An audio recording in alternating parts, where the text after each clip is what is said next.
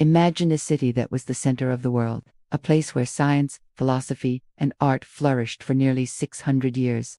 This was Baghdad in the 13th century, the dazzling capital of the Abbasid Caliphate. Its libraries were legendary, holding the collective wisdom of civilizations. The streets buzzed with scholars, merchants, and thinkers from across the globe. It was a beacon of knowledge, a jewel of the medieval world.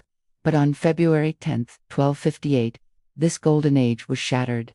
From the east came a force of unimaginable power, the Mongol army, led by Hulagu Khan, a grandson of the formidable Genghis Khan. Hulagu's mission was clear: to expand the Mongol Empire and conquer the heart of the Islamic world. The Caliph of Baghdad al-Mustasim found himself facing an impossible decision. He tried to negotiate, offering tribute and relying on the city's formidable walls and its historical prestige to deter the invaders. He hoped for a miracle, but Hulagu was unyielding.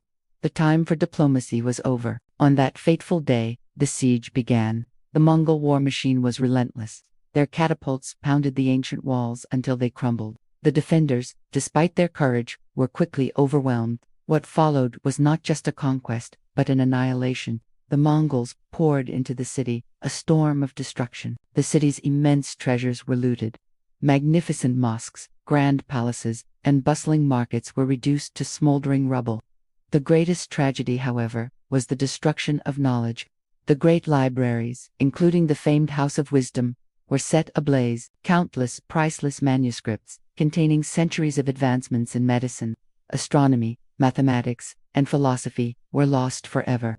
Legend says the Tigris River ran black with the ink from all the books thrown into its waters, and then red with the blood of the city's inhabitants. The human cost was beyond comprehension. Hundreds of thousands of people were killed in a matter of days, a massacre that left the once vibrant metropolis a ghost town. The Caliph himself was captured. In a symbolic display of Mongol power, he was not executed by the sword. Instead, he was wrapped in a carpet and trampled to death by horses, a fate designed to avoid spilling royal blood on the earth, yet one that showed ultimate contempt. The Mongols didn't stay to rule from the ruins. They left Baghdad a desolate wasteland, a stark and brutal warning to any who dared to resist their expansion. The fall of Baghdad marked the end of an era. The Abbasid Caliphate, the spiritual and political authority of the Sunni Islamic world for 5 centuries, was effectively extinguished. While a shadow caliphate would later emerge in Cairo, the intellectual and cultural heart of the civilization had been ripped out. The news of Baghdad's destruction sent shockwaves across the known world. In Europe, it was met with a mixture of fear and disbelief. In Asia, it cemented the terrifying reputation of the unstoppable Mongol horde. February 10, 1258, is more than just a date in military history. It's a cultural catastrophe, a devastating reminder of how fragile civilization can be.